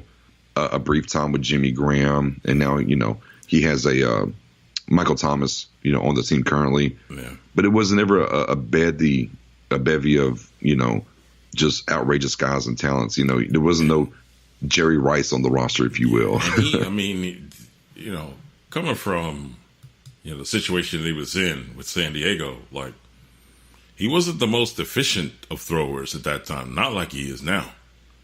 No. You know what I mean? Like, dude was throwing turnovers. Yeah, he had one good year I say one good year, but his most efficient year, let me say it that way, was 04, and it was 3,100 yards, 27 touchdowns, 7 interceptions for a quarterback rating of 104. 03, it was 2,100 yards, 11 touchdowns, 15 picks. And then even the year after that, his last year in San Diego, 3,500 yards, 24 touchdowns, but another 15 picks. Yeah. So, yeah, I mean, definitely early on, he definitely, realistically, as he was leaving up out of there, I think he actually had more interceptions than touchdowns when he was leaving San Diego with the bum shoulder. Yeah. I mean, just tough. I mean, but now watching him now with this offense and Sean Payton, like, I mean, I've talked about other players or QBs and, their effect and on the roster and efficiency of the offense, execution of the offense. And other than Tom Brady, man, and I think this guy does it better. I mean, like, there is no one more dialed into their playbook and their offense. And for the coaching part, for Peyton, no one more dialed into this offense, the playbook, the personnel, and how to handle it or manage it than this combination. And what the result of that is what you get, those numbers. I mean, the 4,000 yards, the high amount of touchdowns per season, let me go ahead and get Drew Brees when I draft for fantasy football type things. Those are the type of things, man. It's like, man, it's like death, taxes, and the Patriots, going to the playoffs. Like that's what's going to happen if you pick up Drew Brees. Right. I mean, every year, this is what they do consistently. I mean, in 5 years of 5,000 plus yards. Right. Yeah, while he's been in New Orleans. Yeah. I think one of the things you talked about earlier when we was having a conversation,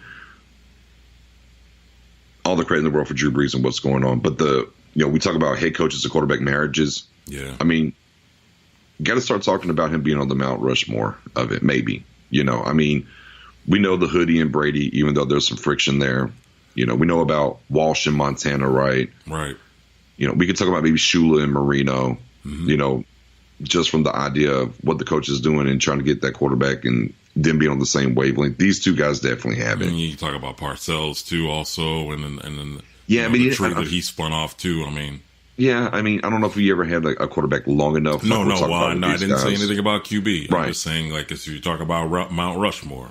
Yeah, well, I'm just talking about from the marriage standpoint, just the head coach and the quarterback, just Bill Walsh, Montana, right. Hoodie, Brady, Shula, Marino, and now here you are with Peyton and Brees, man. I think though the thing that's gonna get Peyton, like, you're not gonna have those discussions about him, not for a while anyway. Man, that whole Bounty Gate thing, like, that dude, they threw him under the bus.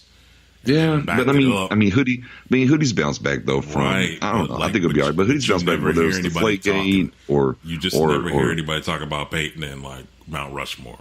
Like, you just well, not of coaches. Like I said, I'm just talking about strictly marriages of a head coach and a wide receiver and a quarterback. I'm not talking about all-time coaches. That's a completely different conversation. I'm just talking about the marriages that you have between a head coach and a quarterback. That's it. Not nothing else. Sure, that's fine. Definitely though. He's there. They're there. Yeah, absolutely. Again, one time for Drew Brees. Congratulations. He's going to really smash this record because I don't think he's going to sit down for another year. I think he plays this year and next year, and then a possible for playing spades here.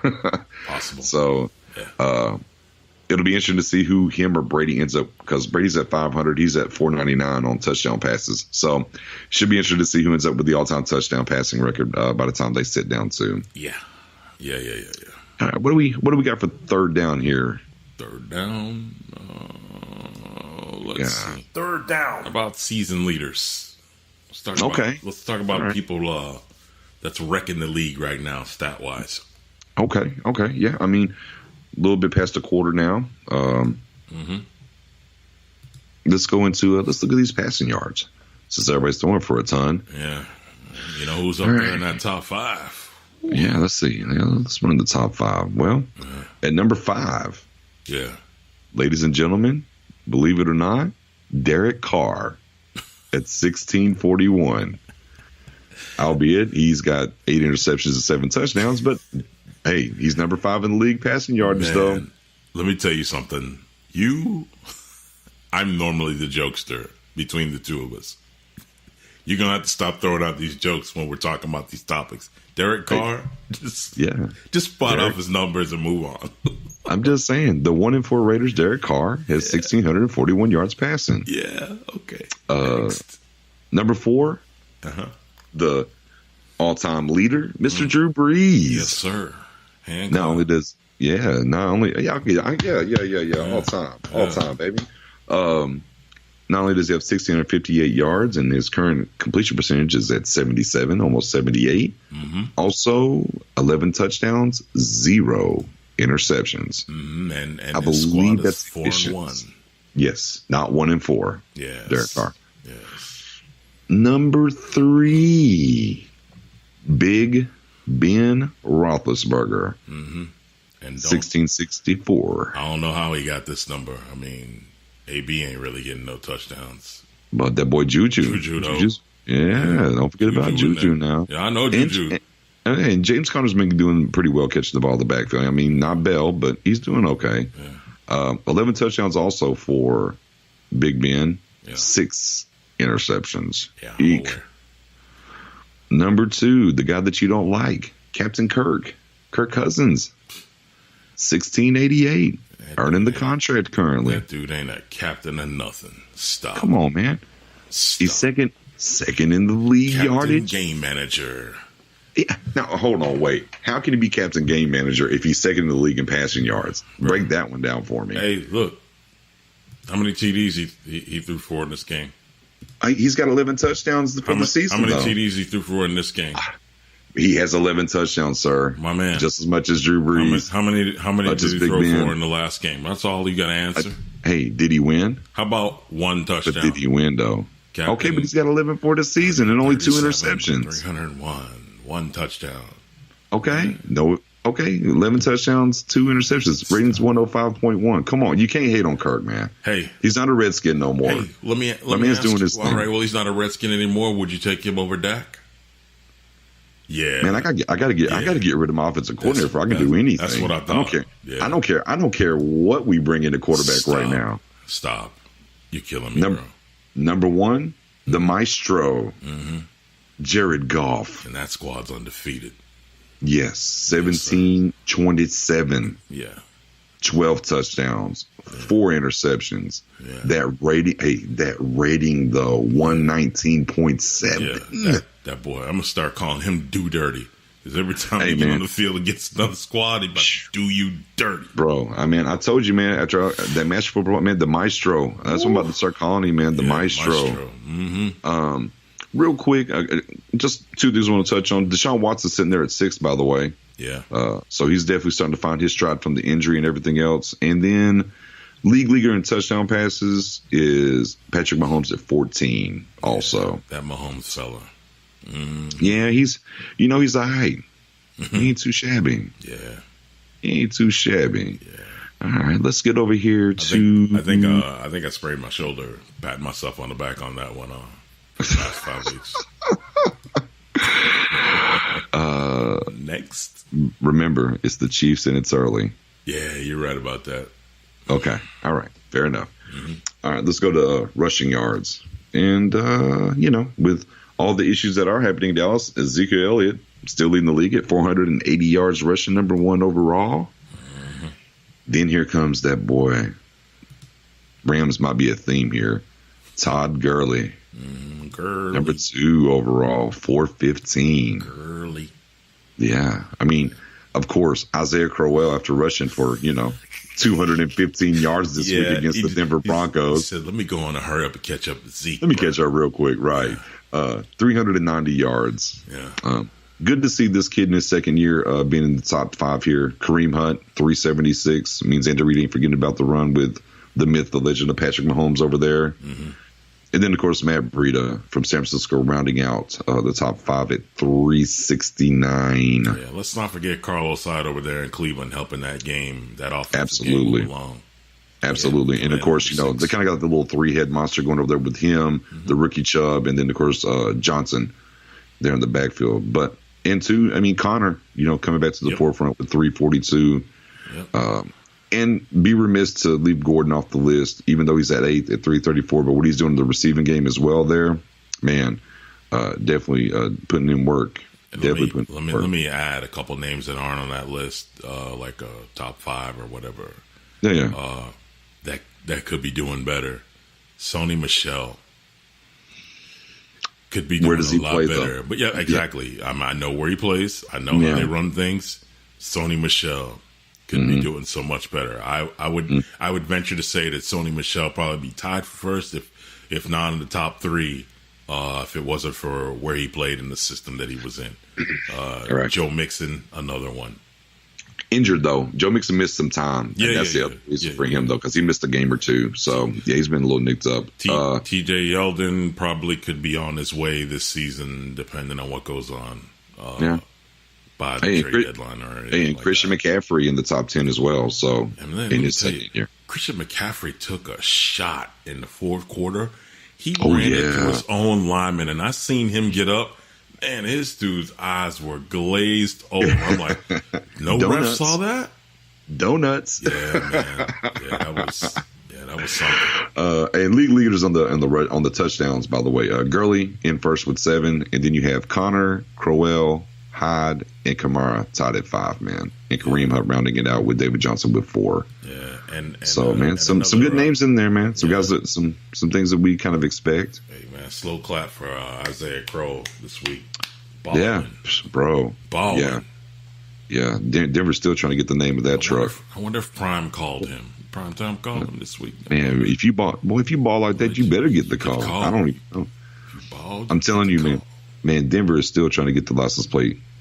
Corell wasn't having it. It's old Madden wrestling there. Old Madden reference there. Yeah, I hear you. All right. Now let's go over here to the receiving yards. Number 5, Odell Beckham, 462. Great game for him this week. Number 4, Michael Thomas, 419. Julio can't get a touchdown, but he's number 3 in yards with 464. Julio can't get a touchdown, Jones. That's going to be his new name now. There it is. The undrafted Adam Thielen at number 2 at 589. Yeah. And then the guy that dropped, I think, $151 on my Cowboys, DeAndre Hopkins, number 1 at 594. Dude, D-Hop hit the B button on y'all a bunch of times. Now, here's the stat that's everyone's gonna be like, nah, you lying. You ready for this stat? Yeah, good. A rookie leads the league in touchdown catches, though. Yeah. You want to guess who?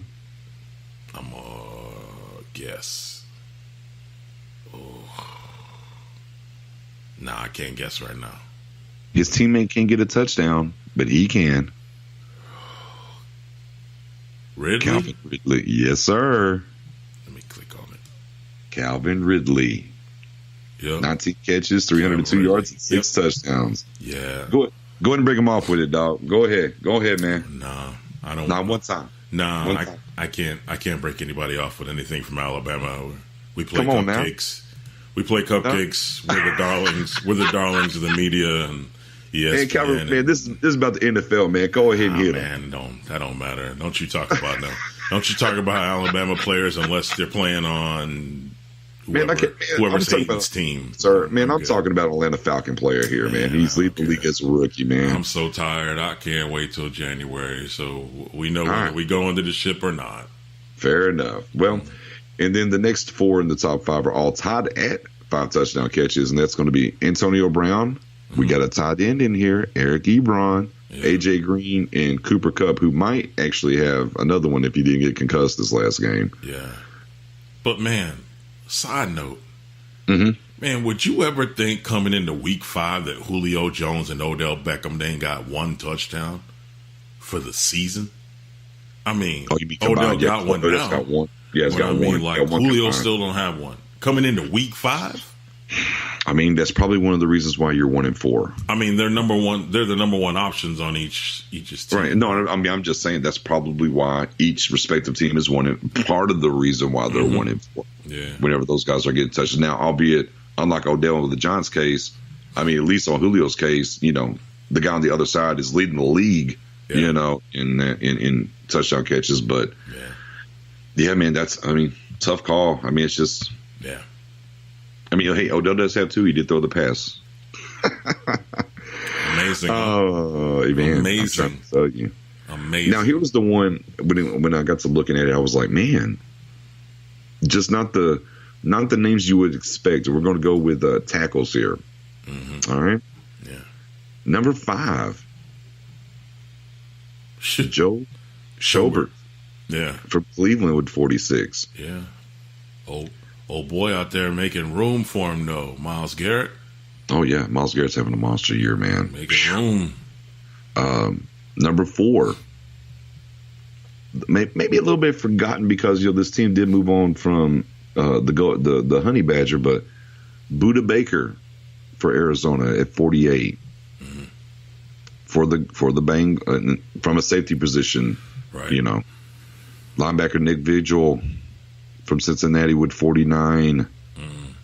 The old Philadelphia Eagle cast off over there, Kiko Alonso. Right. Yeah, 50 for Miami. Yeah. And then number 1, Darius Leonard, linebacker for Indianapolis with 54. 4 sacks. Yeah, I was about to get, not only that, but 4 sacks. Dirty. Forced a fumble and recovered, too. Yes, sir. Yeah. Yes, sir. And, hey, Kiko Alonso on the back door of that with the 50 tackles. I mean, he has 5 passes defended, 2 interceptions, and 2 forced fumbles. Yeah. Yeah, we got some stat mongers and, and hey, Joe, I was going to say Joe Schobert as well. I mean, hey, 6 pass defense, 1 interception, forced fumble, and 2 fumble recoveries. So, yeah man, give it up for those guys. I mean, not your prototypical names that you would think of off the rip. You know, I'll highlight my guy Jalen Smith with 41 and a sack, or 3 sacks, 41 and 3 sacks, yeah, man, some of those guys, and then, I mean, then you get into look at those defenses and, you know, what those teams are doing right now. It's like, okay, yeah, turn on, let's ABC. Budda Baker, obviously, from the safety position and what's going on in Arizona, he's coming up making a lot of plays. He's a little undersized, but in the box is getting the job done for them. Look at old Antoine. I liked him out of Washington. There in Arizona too. Like the old man. Don't sleep on the old Antoine Bethea. Yeah, the old man. Yeah. Now let's get over here to these sacks. Shoot. Number 5, running theme here, right? We talked about Cleveland, the tackles. Well, here's Myles Garrett with 5 sacks at number 5. Dirty. War Daddy. Mm-hmm. D-Law, DeMarcus Lawrence coming in at number 4 with 5.5. And then what everybody loves. He came into the week 5-5, and he didn't get none. You know, Sunday night. So apparently, go ahead.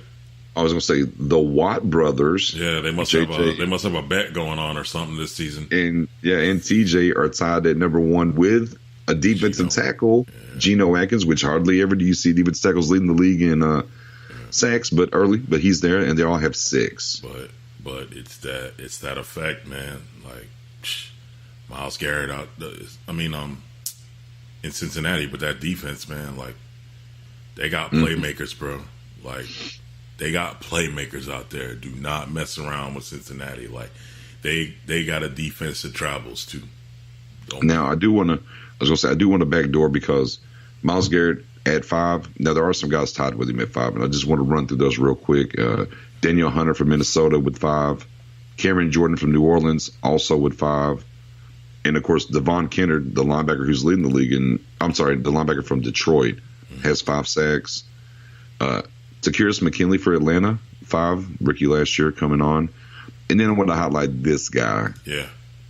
This other guy with 5, Same. who, by the way, he was on a bye week, and he's still tied for 5th with 5. Mm-hmm. Tell him. Khalil Mack. Yeah, bro. Mack Truck. Yeah. Also with 3 passes defended, an interception, a touchdown, 4, that's right, 1, 2, 3, 4 forced fumbles, and 1 recovery. Yeah. D Ford balling too. D Ford the past 2 weeks has been really good. Yeah. He was consistently in that backfield against Denver, and he was causing havoc last week as well, or this week as well, against Jacksonville. Yeah. He's definitely stepped up. Actually, we're so used to Houston being over there, being that pressure guy for them in Kansas City. Mm-hmm. Ford has definitely been stepping up across the board. And then, of course, one other keynote, since Geno Atkins does have 6, Carlos Dunlap on the end also have 4, so that kind of helps each other for sure. I was going to mention them that they're eating. But also, while we're on the subject of the Bengals, one of the guys they released, big guy, Marcus Hunt, he's in Indianapolis eating too. And he's eating too, right? He's got 4 as well. Absolutely. So looking good. He looking like what they were trying to make him out to be in Cincinnati. Right. Let's get over here to the INTs. Oof, that's my favorite. Interceptions. Yeah. And the top 5 guys are all tied with 3. So I'm going to start at the bottom because I want to start with another guy. Notice each defensive stat we've given, there's been a Cleveland Brown guy there. Well, it doesn't stop here. Tied for 1st in the league, Denzel Ward, the rookie, number 4 overall pick, who I was like, that's way high for me. Mm-hmm. However, the kid has been very good, almost special at times, watching him play. Mm-hmm. He also has a forced fumble and a fumble recovery. He 9 passes defended, which I think that might lead the league. I'll have to look and see. Yeah. He 9 passes defended does lead the league for Denzel Ward. The kid is definitely from Ohio State, showing up and proving. Yeah. Earl Thomas, who's hurt and cannot play any longer, is still tied for the league at 3. Hopefully he heals up and gets to a place that really wants him, is going to pay him next year. Mm-hmm. Carolina cornerback Dante Jackson with 3. Yeah. Also noticing not a lot of pick sixes this year so far. Nah, not yet. Yeah, not a lot. There's some out here. Although tied for the first place. Yeah. Right. Guy kind of coming on the scene a little bit last year and doing pretty well this year as well for Miami. Xavier Howard, he's got 3 with 8 passes defended as well. Mm-hmm. And then the free safety. I mean, I know you don't want to do it, but Clinton Dix. 3 INTs. When I'm at home alone and I'm watching the Green Bay game and I see him come across the screen, I go, And he's got a sack to boot, FYI. Yeah. Where did he go to college at? Nah. You're not going to get me to Still do no? it. Nope. Still no? Oh, God. Nope. Man, taking away my joy. Cupcakes. Well, these ain't cupcakes, guy. Cupcakes. Yeah. See what I do? Look, I can run down a list of all these guys from that school no one wants to hear about. Look at that. Eddie Jackson. Oh, yeah. Yeah. I can run down the list, but I won't. Okay. Well, don't run down the list. Yeah. But, I mean, intriguing, though, man. I mean, seeing a lot of the Cleveland guys up there, offensively on the other side, seeing definitely a couple of the Rams guys. The tackles, I think, for me, sticks out the most. I mean, Kiko Alonso, we've seen him be a tackle machine before, so that's not that surprising to me. Mm-hmm. But the rest of the list, some different faces in there, which is good, man. Good to see some switch-ups and everything else. Again, I think the other thing we pointed out, some of these touchdown receptions by some of these wide receivers, the Julios, the Beckhams, like, expect a little bit more, and to sit here and think, we got a rookie tied for the lead in interceptions and leading the league in pass defenses, and we have a rookie leading in touchdown catches.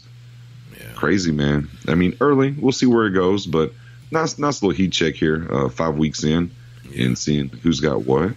Curious. It's going to be a curious season coming up. Yeah. A lot of these playmakers, as long as they stay healthy, man. Indeed. Well, let's go ahead and get into 4th down, and let's go ahead and preview this Eagles at Giants. Be fourth down. Fourth down. Uh-huh. Yeah. Battle for the NFC least. Let's see. Oh man. What do I have to say about this? I don't know. For the Giants, getting your second year tight end back. Getting our second year tight end back. I'm not so sure about Olivier Vernon. High ankle sprain, still nursing that.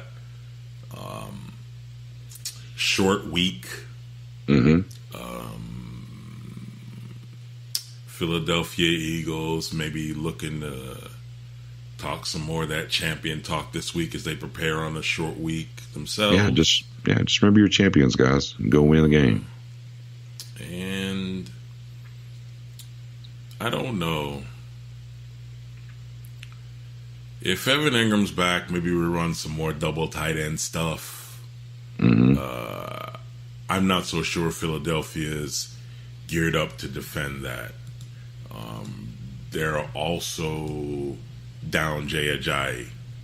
So running back's going to be an issue for them this week. Pretty curious to see what goes on there. I don't know. Corey Clement, he's questionable. Mm-hmm. I mean, some players are coming back. Right. Jason Peters, he'll be back. Yeah. The Giants, offensively, seem to finally get things together. Yeah. Looked a little bit better. Yeah. Able to put up 30 points for the first time on the road in Carolina. Right. They're kind of due. There's some things going on with Philly. I don't know. I think the Giants are going to get their second win of the year. That's kind of how I see it. That's kind of how I feel about it.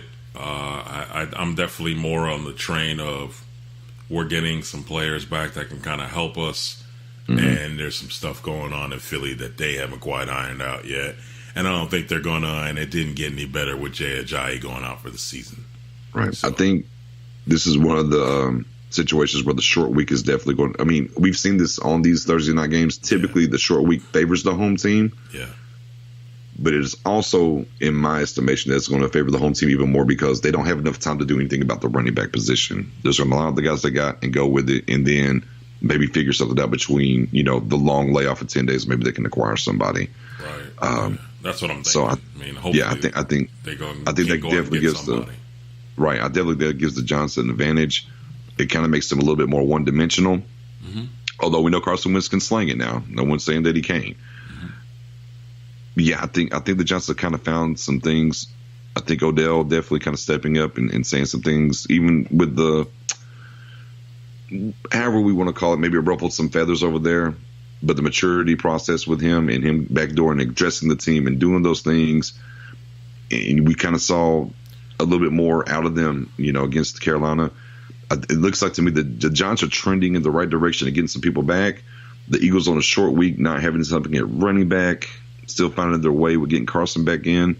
Yeah, I think the Giants got a good chance of going ahead and taking this win, man, and getting their second win of the year. I mean, I'd like to go ahead and mention, since you brought that up,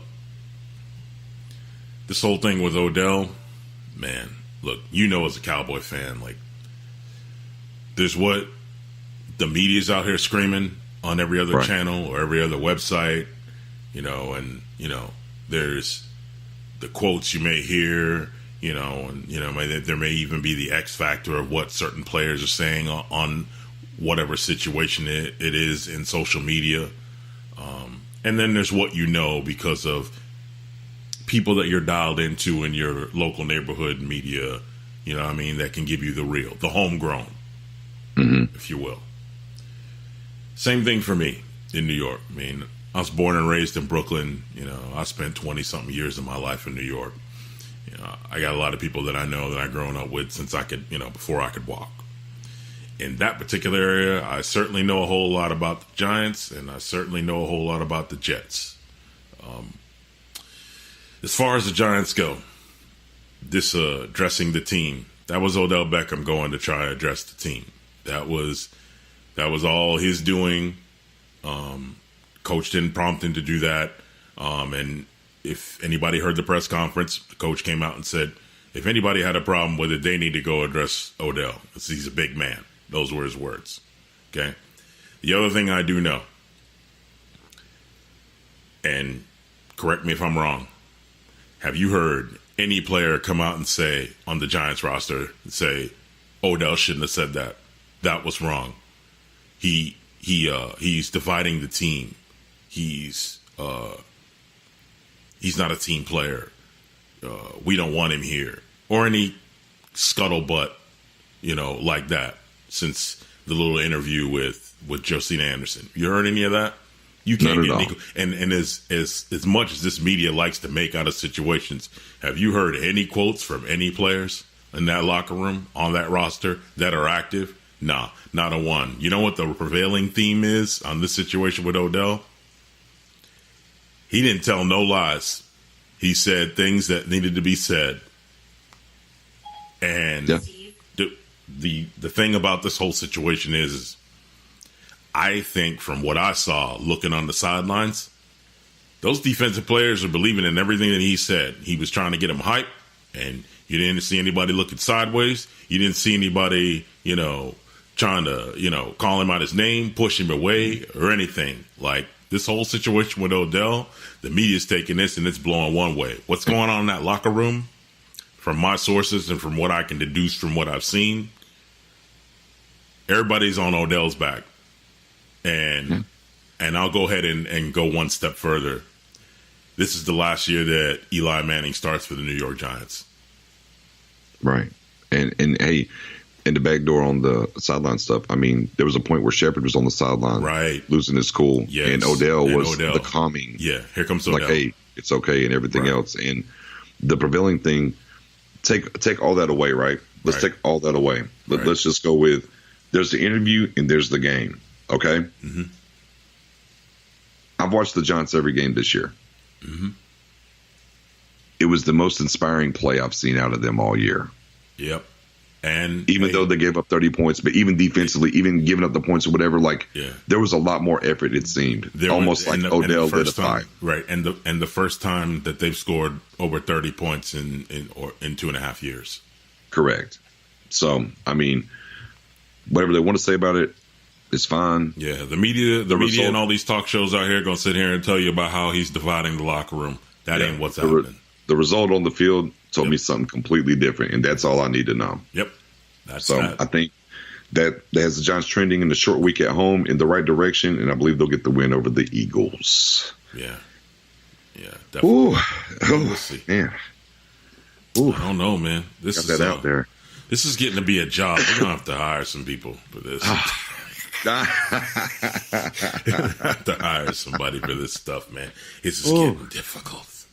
Well, I mean, for me, it's just the non-cursing whenever I really want to curse. Oh, man, right? Like, well, don't say times. Yeah, don't drop the F-bomb. Don't do it. Yeah, the times where I'm like, oh, and then like, don't drop the F-bomb. So in your case, I mean, it ain't the F-bomb, it's the L-bomb. You don't drop the Linehan.